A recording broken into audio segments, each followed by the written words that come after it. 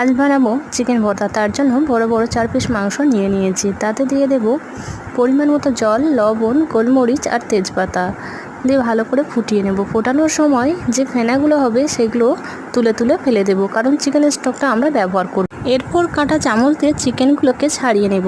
তারপর কড়াইতে দিয়ে দেব সাদা তেল, গোটা গরম মশলা, তেজপাতা, পেঁয়াজ বাটা, আদা রসুন বাটা আর দিয়ে দেব টমেটো বাটা আর দিয়ে দেব চারমগজ ও কাজু বাদাম বাটা। সমস্ত উপকরণ ভালো করে কষিয়ে নেব। তেল ছেড়ে আসলে এবার মশলাগুলো একে একে অ্যাড করব। দিয়ে দেব পরিমাণ মতো লবণ, হলুদ গুঁড়ো, লঙ্কার গুঁড়ো আর কাশ্মীরি লঙ্কার গুঁড়ো। আবারও মশলাটা বেশ খানিকক্ষণ কষিয়ে দিয়ে দেব চিকেনটি দিয়ে কষিয়ে অল্প অল্প করে চিকেনের স্টকটা দিয়ে দেব আর উপর থেকে দিয়ে দেব দুধ। আপনারা চাইলে এখানে ফ্রেশ ক্রিমও ব্যবহার করতে পারেন। একদম সবশেষে দিয়ে দেব সেদ্ধ করে রাখা ডিমটি। দিয়ে দিলেই তৈরি হয়ে যাবে চিকেন ভর্তা।